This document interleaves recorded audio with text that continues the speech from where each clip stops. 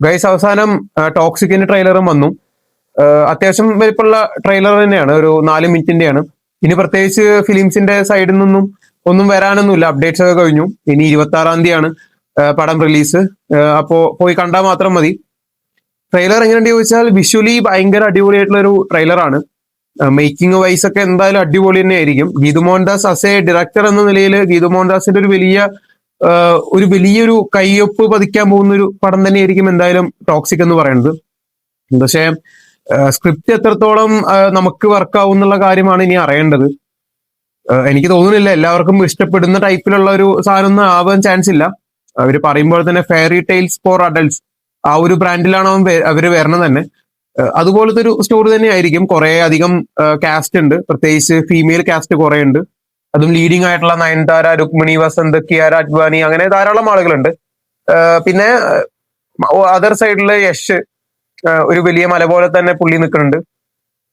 എന്തായാലും കണ്ടറിയാം. ട്രെയിലർ കാണുമ്പോൾ പ്രത്യേകിച്ച് ഒരു വികാരമൊന്നും തോന്നുന്നൊരു ട്രെയിലർ ഒന്നല്ല, ഇങ്ങനെ കണ്ടിരിക്കാം എന്നുള്ളൊരു സെറ്റപ്പുള്ള ട്രെയിലറാണ്. ബാക്കിയൊക്കെ പടത്തിലാണ് ഉള്ളത്.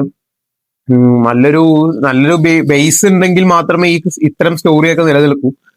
അല്ലെങ്കിൽ ഇത് ജസ്റ്റ് ഒരു നല്ലൊരു ആക്ഷൻ ഫൈറ്റ്, കുറച്ച് മാസ് മസാല സാധനങ്ങളൊക്കെ കണ്ടിട്ട് വരാം. അതന്നെ ആവാനേ ചാൻസ് ഉള്ളൂ. എന്തായാലും 26-ാം തീയതിയാണ്, 26-ാം തീയതി പോയി കണ്ടു നോക്കാം നമുക്ക്. പിന്നെ ഇത് കഴിഞ്ഞാൽ ഇനിയിപ്പോ യശിനെ സംബന്ധിച്ച്, യശിന് ഇത് കഴിഞ്ഞ രാമായണം ഉണ്ട്. രാമായണയില് രാവണനായിട്ടാണ് യശ് വരുന്നത്. നല്ലൊരു കാസ്റ്റിംഗ് തന്നെയായിരുന്നു. പക്ഷെ ഫാൻസ് എല്ലാവരും ഇപ്പൊ രാവണനായി പോയി എന്ന് മാത്രം. കാരണം അജാദ് കാസ്റ്റിംഗ് ആണ് അതില്. യശിന്റെ ആക്ടിങ് എന്തായാലും അടിപൊളി തന്നെ ആവുമായിരിക്കും നമുക്ക് പ്രതീക്ഷിക്കാം. ട്രെയിലറൊക്കെ പക്കയായിരുന്നു. എന്തായാലും നമുക്ക് നോക്കി കാണാം. 26-ാം തീയതി എന്തായാലും നമുക്കൊന്ന് പോയി നോക്കി നോക്കാം. കണ്ടോക്കെ നോർത്ത് സൈഡിലൊക്കെ എന്തായാലും പടം കൊളത്താൻ 100% കൊളത്തുന്നുള്ള കാര്യം ഉറപ്പുള്ളതാണ്. കാരണം ആ പേര്, യശ് എന്നുള്ള പേര് മതി. പിന്നെ ഇങ്ങനത്തെ ഒരു മാസ് മസാല സാധനം വന്നാൽ അവിടെയൊക്കെ സൂപ്പറായി ഹിറ്റ് ആയിക്കോളും. പിന്നെ നമ്മുടെ ഇവിടെ അത് കഴിഞ്ഞതും ഐ ആം ഗെയിം, ഖലീഫ, അങ്ങനെ ഓണം റിലീസ് ക്ലാഷുകൾ കുറെ ഉണ്ട്. അവിടെ തന്നെ ടോക്സിക് അത്ര വലിയ വിജയമായിട്ട് തോന്നിയില്ലെങ്കിൽ ആൾക്കാർ നൈസിൽ അത് ഒഴിവാക്കും. അതുകൊണ്ട് സൗത്ത് ഇന്ത്യൻ സൈഡിൽ നിന്ന് പിന്നെ പ്രതീക്ഷിക്കണ്ട.